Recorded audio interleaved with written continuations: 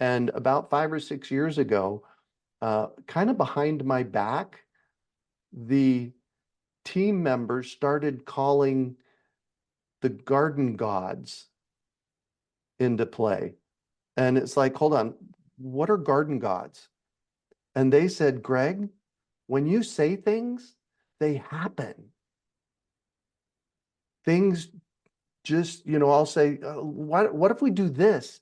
And the universe aligns and delivers this. And all of a sudden we're doing this. And it happened over and over and over again with my team in Phoenix, and they took notice. And just magic. So be careful with your words. And I think it's just in me. It's just in me. It's, who I am on the planet to talk about food and good, healthy food and how to grow it. And it's just here.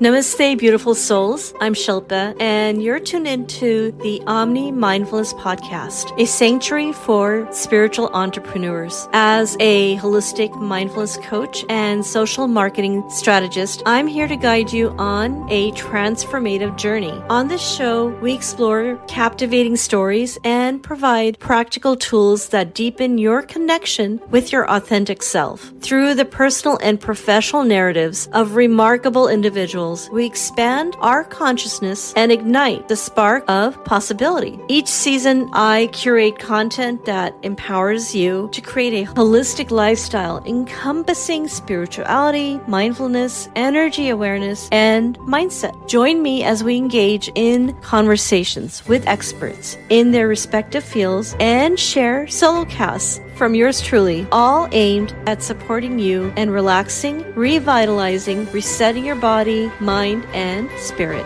I'm your host and the visionary behind Omni Mindfulness. So what if just one story had the power to shift the trajectory of your life? What if you could become an instrument in helping others realize their true selves? And what if your soul's higher purpose lies in experiencing the joy of Omni Mindfulness? Remember, it's never too late to rewrite your story. What if there was a garden and fruit tree in every yard? That is a question my next guest, the gifted and innovative Greg Peterson, ponders every day.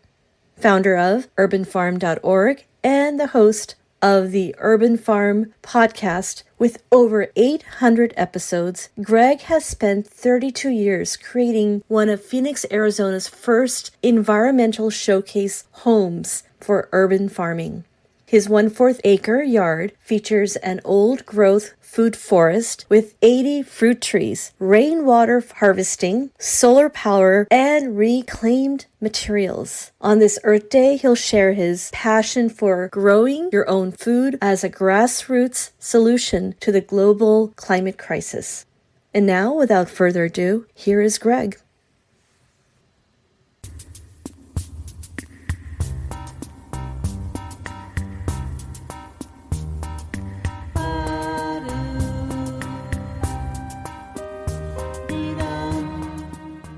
Welcome, Greg. I am so honored to have you today. Thank you. I'm excited to be here.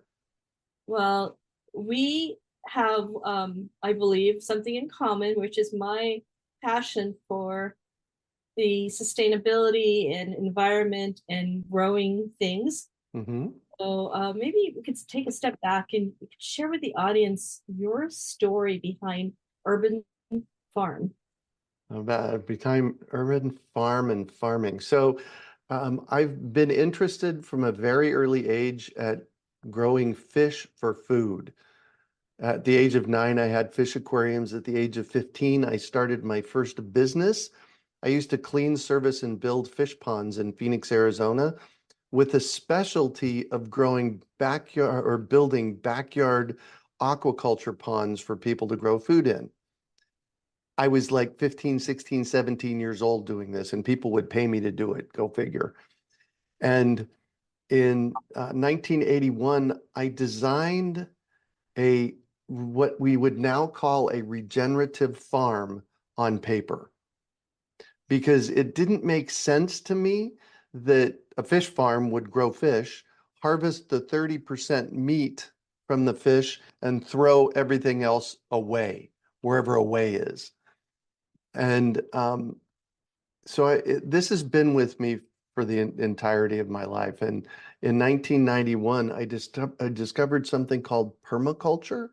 Are you familiar with permaculture? I like Yes, I've heard of it, but I'd love for you to re-educate me on it. Perfect. I like to call it the art and science of working with nature. You know, we human beings, we think we know how to do it better than nature. And I have news for everybody listening. Nature's going to bat last. Nature will always win. So we have to figure out how to work in the flow of nature. So my definition of permaculture again is the art and science of working with nature. So how do we get in the flow and work with nature? And so I discovered permaculture in 91. I also discovered a couple of other things in 1991. I discovered a book called Ishmael by Daniel Quinn. It's a fiction book with a conversation between a gorilla and a man, and the gorilla is the teacher. And he's talking about how our food system came to be what it is today. And I really, really connected with that book. That's an extraordinary book. The third thing that happened for me in 1991 is I did a workshop at Landmark Education. It was their advanced course. And I created myself to be the person on the planet responsible for transforming our global food system. Now, that's not a burden for me. It's not a responsibility for me. It's what gets me up in the morning. It's my vision for my life. It's what I work on. And what I'm very clear about is that this isn't a Greg project. This is a project that I share about in the world, and I need to enroll as many people into it as possible. And then the creme de la creme of 1991 was a friend of mine went on a sailing trip in the South Pacific, and they anchored at an island and went looking for a grocery store. And the people living on the island kind of looked at them funny and they said, go pick your own. And so he came back to me in 1991 with that. And it's like, wow. All right. So why aren't we growing food in every yard? I believe that the solution to our global food problem is growing food in people's yards, growing food in the city where we need it. So that's kind of how that all happened. I started my calling my homes in Phoenix, Arizona on a third of an acre. That's 80 feet wide and 160 feet deep. I started calling it the Urban Farm in 2001. And from 2002 until 2022, when I left Phoenix, we would do tours, and I had, easily 10 or 15,000 people over that 20-year period come and see an edible landscape. And just like in nature, where food grows, when people come to my yard, they see food growing everywhere. And I designed it from a permaculture perspective so that it would self-perpetuate, so that things would go to seed and replant themselves year after year. I planted fruit trees. I'm a huge fan of fruit trees because you plant them once and you get food for decades. So I had 80 fruit trees at the urban farm on this third of an acre property. We had chickens in the backyard, and there was always something to eat every day from the yard at my house in Phoenix. And now I'm in Asheville, North Carolina. We moved here 2 years ago, and I'm working on doing the same thing here, making an old growth food forest in my yard. And it's turning out to be easier to do it here where it rains. So there you go. There's my story. And what an awesome story. As I mentioned to you before we hit record, that the month of April has Earth Day. Hmm. To me, I've taken it on as a personal passion that I want to learn more. I want to be that individual who can, and I hope I articulate this well, be in the flow that at least I can do the basics, if not more, like you are doing. But when Hmm. you word flow, that mindfulness teacher in me tuned in, because the notion that we could work with nature and yet be scientific about it Hmm. is um, a path that definitely feels that's more in alignment with long-term sustainability. Yeah. Well, let's talk about that word. You brought the word up, sustainability. I don't like that word. Okay, tell me I why. I know, right? Using it, right? In fact, about 20 years ago, I started giving a lecture why we need to stop recycling. Oh, okay. And do I really believe that we need to stop recycling? No, but we need to get a lot more knowledge around it. And it's reduce, reuse, then recycle. And our entire culture is built around recycle, recycle, recycle, not reduce and reuse. And so along those same lines, um, all right, my brain just went sideways. Along, what were we talking about before? So you were talking about the connotation around sustainability. Sustainability. Okay, great. I'll pick it up from there. So let's talk about sustainability. Sustainability or sustainable simply sustains the mess we've created. It doesn't do anything to fix the problem. So I am much more a fan of the word regenerative. We as human beings design systems on this planet. You're sitting in a chair. That's a human system. We're sitting at a desk. We have these computers. We got roads. We got pipes. And every single human created system, and I challenge your listeners to come up with one that isn't, but every single human created system is degenerative. It breaks down over time. It goes away. And every single natural system, or most of them, is regenerative. They recreate themselves year after year after year. There's this process. And what we do in permaculture is we look at that regenerative process and we overlay it on our human condition to see how we can build I'm not going to say regenerative systems because I don't believe that humans can actually build 100% regenerative systems, but how we can build systems that are more regenerative. And for me, that's what permaculture is all about. And I'm glad you brought up the issue you have around sustainability in terms of the terminology, because I do recall about a year ago when I was looking into this topic in general, Hmm. I remember the concept, or and there was a diagram that's associated with it, that you want to not necessarily approach this concept from what will we get to finally, like what do I recycle. Why not approach it from, like maybe this is a simplistic example, but like at home the straws we have are made out of something that will um, become part of earth naturally.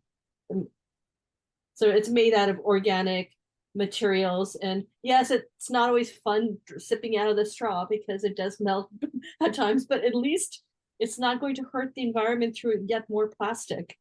Yeah. Yeah. Yeah. Well, and there's new studies coming out. Something like 90% of all the stuff we put into our recycle bins never gets recycled. Okay, I'm so glad you went there because my previous guest on this topic had also enlightened me about that. And she's an activist who had went in as far as talking about there's a systemic issue that we need to take up on a higher level in Mhm. terms of how we can influence the system. When it comes to recycling, I had shared, and I shared with you, that I get so passionate, like cleaning everything out, making sure I put in the recycle, yelling at my son, going, go put this in the recycling bin. And then when I hear stories about it doesn't even make it to a recycle place, But, It's heartbreaking. it's heartbreaking. But I mean, yes, I live in a progressive area in San Diego where maybe things are a little bit better than the rest of the planet, but nonetheless, it breaks my heart. Yeah. A friend of mine did some research, wrote a book. I can't remember the name of the book, about 15, 20 years ago. And he did research on where all the plastic was going. And he found that 15, 20 years ago, it was being, all the ships from China were bringing stuff here. They were putting it on the ships, shipping it back to China. And you know what they were doing with it? They were burning it for fuel. Exactly. Just insane, the stuff that we do with. Yeah, the term that comes to mind, and I'm sure you've seen this happen in real life, is out of sight, out of mind. Mhm. And it is um it's offensive to the human intelligence that we really do that. Yeah. Yeah, So and this is what I sit with every day, and this is why I do what I do, yeah, yeah, to educate people on how to do it better. how to do it better. Even before we hit record, I was telling you that right now we don't necessarily have the financial means to do the gardening that I'd like to do, but Mhm. I mentioned the soil, and you gave me some great tip about getting the soil prepared, so to speak. Mhm. You want to Um, hear it again? yes, go ahead for anyone All who. right. Yeah, for anybody that's listening. So the most important thing that you can do when building a garden is put healthy soil in place. There's 5 components of healthy soil. Dirt is one of them, and the dirt is what you have in your yard. It's very dense. It's usually broken down rock, and there's generally not much that will grow in it. Although it's mineral dense, it doesn't have the other 4 components to make it be able to grow healthy plants. So dirt, airspace, water, organic matter, and everything that's alive in the soil. Those are the 5 components of healthy soil. And the really cool thing is that the way to fix broken dirt is to add lots and lots and lots of organic matter. And so one of the things that I suggested for you to do, you have a backyard that uh, you want to eventually grow something in, but you don't have the capacity to do that right now. This is a perfect solution. You basically set it up like a forest. And what I'm suggesting for you to do is get a load of woody mulch, wood chips. And there's a website out there called chipdrop.com. And you can coordinate with a tree service to dump a load of woody mulch in your front yard. And you usually get about 20 cubic yards, which is a lot, until you actually get it in place. So what I suggested for you to do is to put 12 inches of woody mulch in the place where you want to eventually grow your garden. And what it'll immediately start doing at that interface between the dirt and the woody mulch, it starts breaking down and making super healthy, incredible soil. This was one of the first things that I did when we moved to our new farm in North Carolina, is I started putting down woody mulch where I want to put my gardens. And so this happened maybe 18 months ago when I started putting the woody mulch in place. And I was out there digging, and we're expanding the garden area, and I was out there digging in the woody mulch, and about 3 or 4 inches down, it wasn't woody mulch anymore. It was really nice, healthy soil. So essentially what you're doing is you're setting the space up in your backyard with a foot of woody mulch. It's going to break down over time and make healthy soil so that, in 18 months or 2 years, you've got this healthy soil there to start planting stuff in. And how long did it take you between the time you placed the mulch in your new backyard and where you started to see the transformation? Oh, couple of months. That's amazing. Nature works amazingly, and Yeah. Well, and you don't want to go with 2 inches. You want to go with 10 or 12 or 16 inches because then there's enough mass there so that it holds on to the water. I had a friend of mine, I told a guy that I knew in Phoenix 10, 12 years ago, told him to do this. And I was thinking 6 inches. He put 3 feet of woody mulch in his backyard. And I was there a year after he did it, and it hadn't rained in Phoenix from November to February. So for 4 months, it hadn't rained. And I asked him for a shovel. And I went out and dug a hole 18 inches down into this woody mulch, and it was wet. And I said, "Have you been watering this?" He said, "No, that's just from the rain we got in the fall." So it acts like a sponge and it brings the microorganisms, and worms will show up just out of nowhere. It's amazing. And this is how it happens in nature. In the forest, the leaves drop, the sticks drop, a deer comes along and leaves a deposit behind. And before long, you get this really amazingly healthy soil. I I'm not passionate about this, by the way.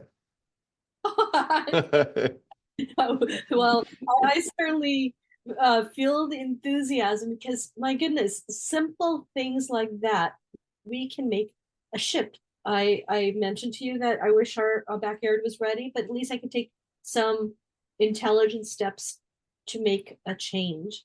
Yeah. Now, I have a few other questions in regards to simple changes that we can do. Okay. So we can, as someone like myself, novice but passionate about the environment, what micro steps can I take to make a difference in not only my backyard but on a maybe bigger scale? Because we were even talking about recycle and how can we make a difference there? Reduce, reuse. We have in our car some stainless steel containers for takeout when you go to restaurants.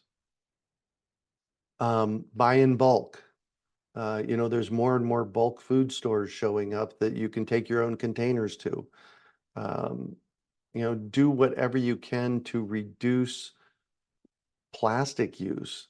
At Trader Joe's, we bought these nice net bags for produce rather than taking a plastic bag every time you know, buy produce.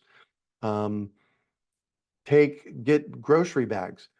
I made a deal with myself almost 20 years ago that if I ever ended up at the grocery store without my bags, you can get them at Trader Joe's, you can buy them everywhere. They're usually cloth or some kind of, bag like that. Buy cloth bags, those are better. I made a deal with myself that I was ever at the grocery store and I didn't have my own bags. The groceries would go back in the shopping cart and I would haul them out to the car that way. And I've had to do that a couple of times, but that's my level of commitment with it. And, get a stainless steel water bottle. Don't use plastic water bottles. Don't buy sugary drinks. First of all, for your health, don't buy sugary drinks. And secondly, don't buy sugary drinks because they're in plastic bottles. I don't know why my computer does that, but it makes people laugh. For those of you that aren't seeing this video, when I do a peace sign, I get balloons that show up.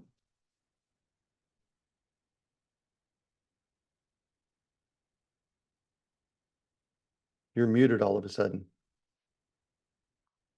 Oh, okay. I was just saying that if I put up my hand, sometimes Zoom does silly things as well. For those Oh, who are not watching this on my YouTube, but listening in, I do encourage you to go to the YouTube because what Greg has in the background is incredible. It's so serene. Maybe you can describe what that scene is. it's my front yard, and this is looking west. And in the foreground, there's some pampas grass on the left, and some gladiolas on the right that are in bloom. Uh, I lived in Phoenix for 55 years, and people ask me, why did you go from Phoenix to or suburban Asheville? And for about the past 20 years, I've been wanting to find someplace quiet to be. And so we're about 15 minutes outside of downtown Asheville in a suburban slash rural area. And it's rolling hills, and we get 40 inches of rain here, and things grow like mad. And one of my big goals is to see how much food I can actually grow, of my own food that I can actually grow. And it's a process to learn it, because if you think about how many, for us, how many heads of broccoli we eat, we probably eat 2 heads of broccoli a week. It's one of our favorite things. Go try and grow some of it to see what it takes to grow it. And you will have a much deeper appreciation for the people that are growing it and getting it to you, because it's not a simple task to grow, a head of broccoli. Say we use one a week, that's 52 heads of broccoli a year that we go through. That's a lot. And putting it in that context with that perspective is really makes you feel, from a mindfulness perspective, gratitude, but also from the perspective of someone who is earnestly hoping to learn more. I realize it's a daunting thing, because I mentioned to you that my father-in-law had given me a little area. I forget what it was called, raised Oh, garden yes. bed. And I was so excited, put up a lot of effort, very naive. So just kind of Googling what I could do and went about it. And when things started to bloom around springtime, I was so excited. I'm like, oh, I see like squash, I see kale, a little stuff. And then the critters ate it. Oh, Barely got to it. But it just puts in perspective that these things are not easy. right. Exactly. It takes an effort and a commitment. Yeah. Now, when you were describing flow, maybe you can go a little bit back into that. For those who may not have any experience with gardening, and maybe not even really that in tune with nature, Hmm. what does it mean for you, as you teach or pass on that wisdom to future generations, that to be in flow with nature and to then use the knowledge that you put together? And I imagine it's a lot of things that you can teach future generations. Oh, we have so much content on our website. I've been putting content up for 20 years now. I've been shooting videos for 20 years. I have um, all kinds of information because I'm deeply committed to transforming our global food system. So how do you do that? You do it through educating people. And there are some really simple things that you can do, even if you don't have a yard. First of all, here's a quiz for you. What is the most expensive thing to buy in the grocery store, plant-wise, and the easiest thing to grow? I'm going to take a guess. Is it spinach? I don't know. Or tomatoes? Hey there, sweet souls. If you're finding value in this episode, I'd be so honored if you could take a moment to share it with that one person you know it would truly serve. And here's some exciting news. My podcast, Omni Mindfulness, was recently ranked in the top 10% globally by Listen Score. It's all thanks to your amazing support and listenership. So let's spread the love and wisdom together. Thank you for being a part of my mindfulness community. Sending you lots of love and light. This is Shilpa.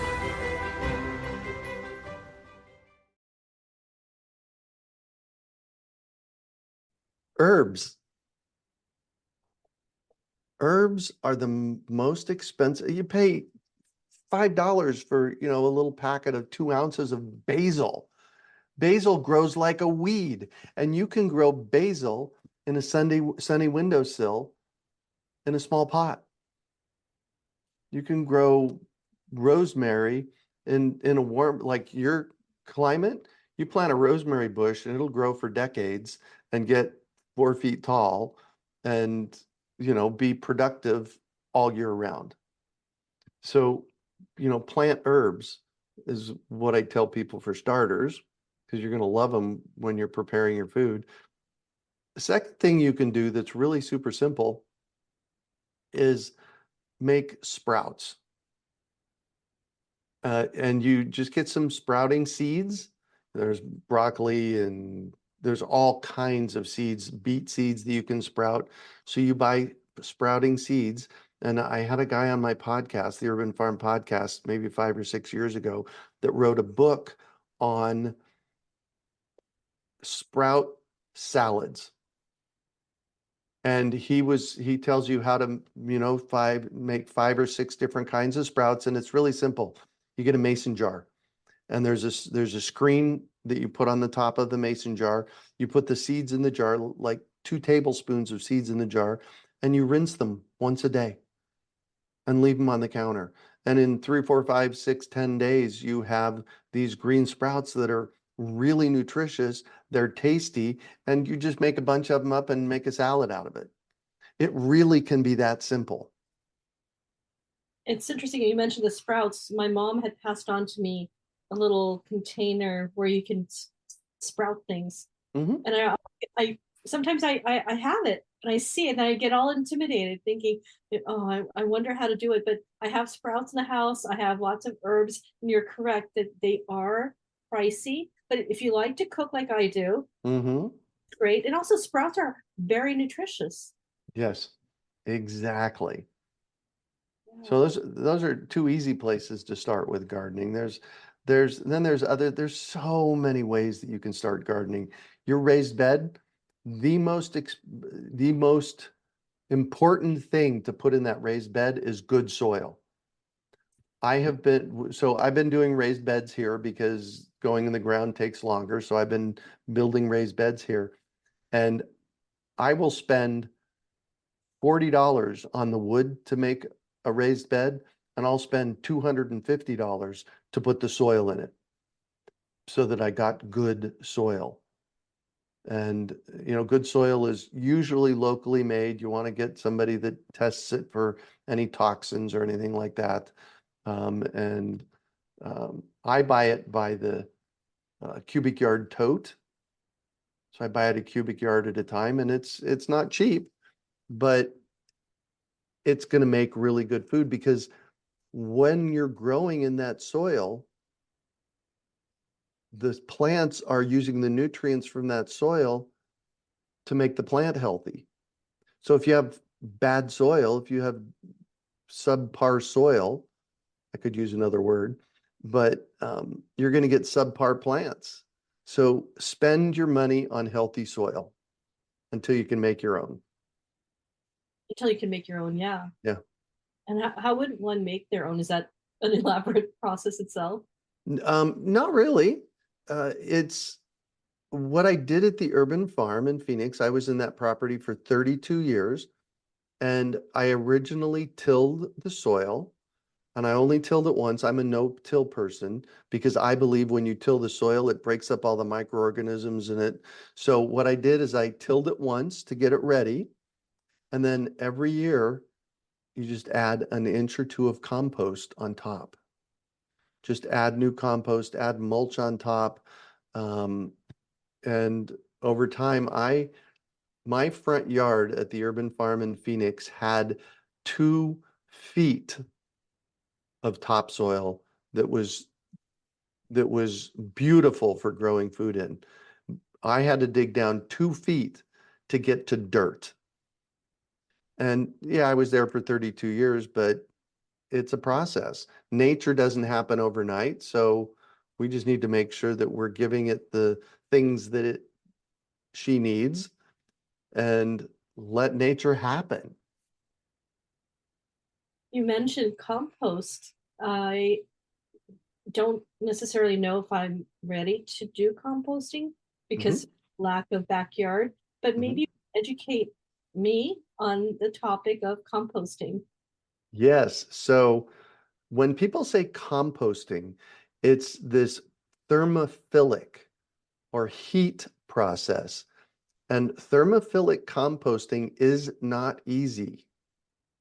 It is complicated It takes effort. It takes a lot of materials.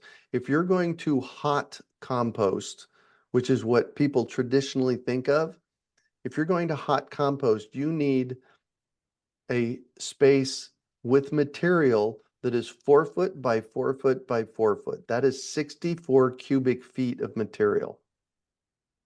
And of that material, I'm going to give you a simple answer here in a minute, but of that material, you need 60 to 70% browns, which are leaves and mulch and stuff that's carbon based, and 30% greens. And in order to effectively compost in Phoenix, it took me connecting with a restaurant to get 5 to 10 buckets of food waste from them a week in order to thermophilic compost. So as you can imagine, I try and steer people away from thermophilic composting. Well, what else can you do? Well, the simplest thing you can do is called pit composting. Go out and dig a hole in your yard, pour the stuff in the hole, and cover it up. It's that simple. And especially in your case, if you do this in your gardening area, over the course of the next couple of years, just every time you have a bucket, just go out and dig a hole and pour it in. And what happens over time is nature happens, and it eventually makes this great healthy soil. Or, and this is my favorite, worm composting. Worm composting is so incredibly simple. Basically, once you get your worm composter set up, you just feed your food scraps to your worms.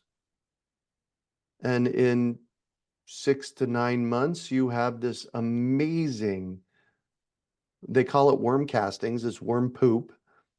They also call it gardener's gold. It is microbial, it's full of microbes and full of nutrients. And in San Diego, it would be super simple for you to do something like that. So worm composting. Posting. And I've seen at more like earth type stores, that there are a lot of them out here along the beach, little containers that are called compost containers. Yep. Are I know, those? I know what that system is. Oh yeah. Yeah. So I've had this person on my podcast from that organization in San Diego. They are doing community composting.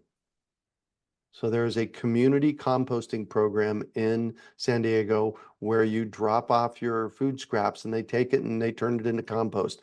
And then I think you can get compost from them. I'm gonna probably try to make sure I get that information from you. It's of all places in San Diego. Nice. Right? Exactly. Yeah. I've been to stores where you see these physical devices where you could throw things in to compost. So It's, I yeah. it's not composting.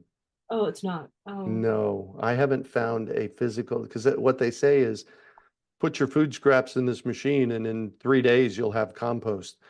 Compost doesn't happen in 3 days. Compost happens in 6 to 9 months. oh yeah, yeah. So I checked out some of those machines recently and they're not necessarily bad. They're just not composters. Um, and they're basically, the ones that I looked at were dehydrating the food and turning it into, a powdery thing, which might be really good for a worm bin. Do that first and then anyways, yeah. Well, that is very informative for me because I've seen those things and I've wondered if I should get it. I love the idea though, I could just dig a hole because I've been doing that. I had a neighbor who has this incredible garden and she was very knowledgeable and she would tell me that, but I didn't know the science behind it. I'm like, she has a great garden. She knows what she's talking about. So I will continue practicing that or do it more often. And Awesome. have you heard of the concept? Because I have a couple of them, arrow gardens that sit on Oh, your couch. yes. What are your thoughts around arrow garden? What's the best type of things to grow in them? I have a couple, but I seem not to have the green thumb. Yeah. They take attention, just like anytime you have a plant, it takes attention. You need to make sure it gets watered and handled and nutrients. And um, I have been growing food since 1975. And in 2010 or 2011, right around that time, a friend of mine sent me an email with a tower garden. Now, a tower garden is a jumbo version of your arrow garden. It's basically a hydroponic growing tower. And on that day in, let's call it 2010, I had a conversation with her. I met with her and a couple of her friends. And from 6 a.m. till noon, that's all it took me to buy one. And until we left Phoenix, I used it every single season. And what we used to do is we used to grow greens in it in the summertime. So I brought the tower garden inside and we grew greens in it for salads because Heidi and I love salads. And so they're not cheap to get into. I don't know what they are these days. I think mine was $600 back in 2010, but it's been paid off. And we still grow greens in it for salads every year. And it costs me about $50 a year for their nutrients. So I think it's Aero Gardens, it's just another way to grow food. And there are so many ways to grow food. Well, I do appreciate that. And in the very beginning, you also mentioned, oh, before I go to the next question though, did you bring your tower garden to your new residence? We absolutely brought the tower garden. I never would have believed how much energy it would take to get the infrastructure in place on a property for growing food. So the house that I lived at in Phoenix, I was there for 32 years and food just grew. And that happened over the course of the first 10 years that I was there. Moving here, there was no infrastructure for growing food. We had no garden beds, no chicken coop, no fruit trees in the ground. So it has taken a massive amount of energy to get our food growing infrastructure in place. And we're getting close. I'd say within 6 months to a year, we'll have all of our structures in. That's when I'm going to bring the tower garden back out, is to start using it again. But we did bring it here. We love it. And yeah.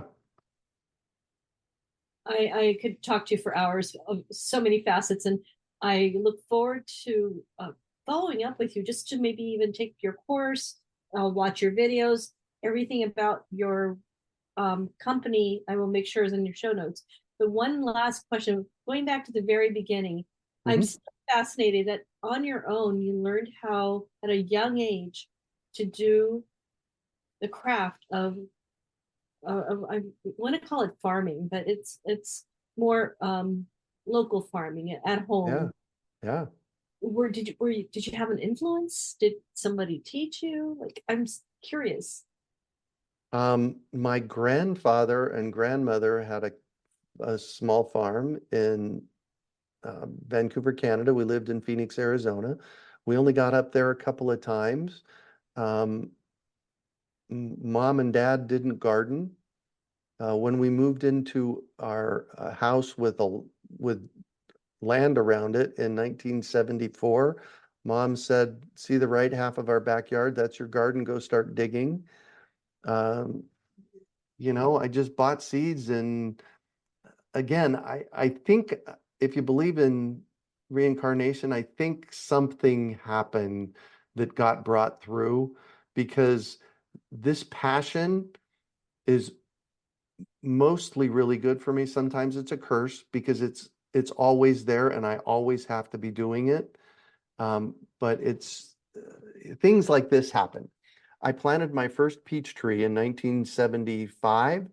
By 1978, I had so many peaches, I didn't know what to do with them all.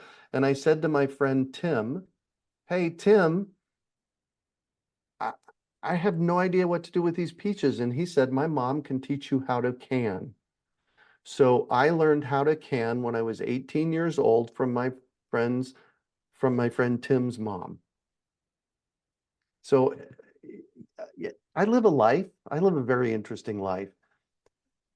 Things just seem to align.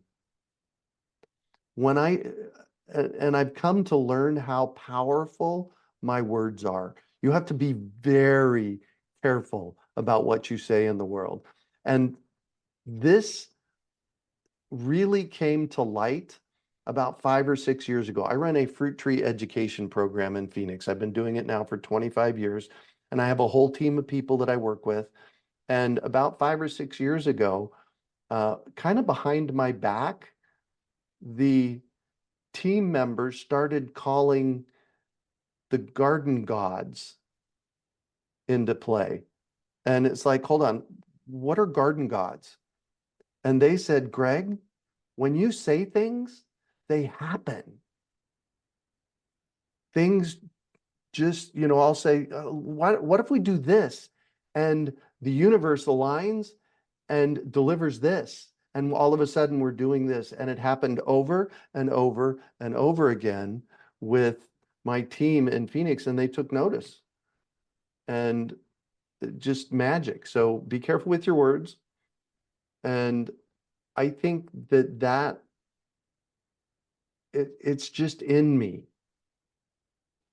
It's just in me. It's, who I am on the planet to talk about food and good, healthy food and how to grow it. And it's just here. I think it's profound. It to me, it was immediately clear as soon as you said that story in the beginning that Mhm. there's a deep spiritual connection there with you and Earth. Yeah. And it's a gift. Honestly, it's such a gift because I talk about a lot about people's desire to find their purpose. And hmm while I feel like I've intuitively been aligned there, hmm I'm also aware how frustrating it can be when you don't feel that sense of purpose in life. But for you, it feels like it was so seamless that, yeah, I It mean, I was, believe in reincarnation. So absolutely, there's some connection there. yeah. Well, and here's what I tell people that are struggling with that, finding pick something. Because when you pick something, there's power in that. When you're sitting there, well, should I do this or well, should I do that? Or, maybe I'll pick this. No, pick it.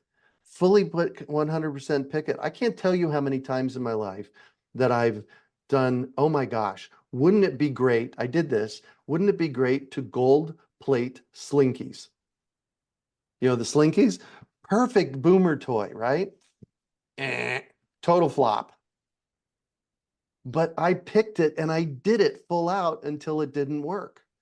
I've had over 30 businesses in my life. I've been self-employed since I was 15, and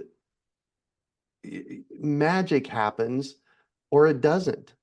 I had I had a business that I started in 2003, and it was a urban farm nursery, and we were raising organic 4-inch plant starts for people.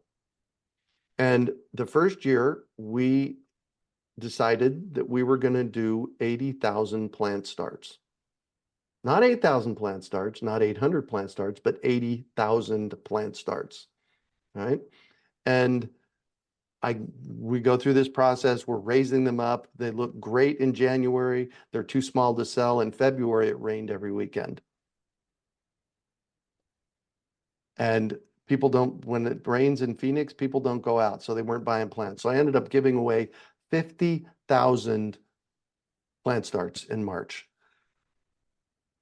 And, if I would have let that stop me, then I wouldn't have gone on to the next one. So I've had failures like that. That was a massive failure for me, but it lived in the realm of fully choosing, this is what I'm going to be doing right now. So my piece of advice for people is pick it fully 100% until it doesn't work or you change your mind, but be in the pick. And just what you were saying kind of ties back to that point you just made about being conscious. So it sounds like you are consciously allowing yourself to pick something, but you're also being very conscious with your words and your choices because that's energy. Yeah. And having that awareness is mindfulness. It's a spiritual mindfulness. I'm Yes. glad that you are aware of that because a lot of people aren't. not even not, well after their 50s. I know that some people just are drifting, Yeah, unaware that they're energetic beings. right? Yeah. Yeah. Well, what a awesome interview. I just loved it. I hope I can have you back. What I'm game. huh? Yeah, you and I can't wait to share the efforts I make in continuing growing in my skill set in urban farming and hopefully taking your courses and learning from you. Did you ever go back to that original passion that you had mentioned, growing fishes or It farming fish? it lived with me for about 20 years. When I first moved into the property in Phoenix that became the urban farm, I built a small scale aquaculture system and was raising fish. And I've pretty much gotten away from eating animals. I'm not completely a vegetarian, but I'm mostly 98% a vegetarian. So I'm just not a fan of eating animals anymore for mostly political reasons because I don't like the way they get treated. But Yeah. I still know how to do it. I could still set up a aquaculture pond today and run it and it would grow fish. Yeah, the only reason I ask is I'm mostly vegetarian as well, but what fascinated me is that my goal or dream is to have a little koi farm in the backyard one day, not to Mhm. eat, but to Yeah. enjoy. And I thought, wow, I wonder if there's some skill sets that one can acquire to understand how to have a pond with fish in it. Oh, yeah. Yeah, Absolutely is. So you've mentioned a couple times our classes. yes. You've mentioned a couple times our classes. We have many online classes. We have several online courses. What I would like to do is invite anybody listening to go to healthysoilhacked.com. And I put together a series of uh, videos and some content on how to grow healthy soil, which is this is the most important thing we can be doing. And I will make sure that the show notes have that detail. Anything you share with me about your business and any courses will all be in the show notes. And also, when I put this on YouTube, you will be able to then connect and I will show you how Awesome. Thank you. content. But thank you. And thank you for being a representation for Earth Month. Earth Day should be Earth Day every day. Right. That's what John Denver said in the song every no, not Calypso. Every day is Earth Day. He wrote a song. John Denver wrote a song called Every Day is Earth Day. Go listen to it. It's amazing. Well, maybe that'll be like a little background music for our podcast. There you go. Well, thank you, Greg. I know you're 3 hours ahead and you were so patient and waiting to make this happen. I can't wait to like talk to you very soon and take your classes. Right back at you. Thank you. Thank you. Have a great day.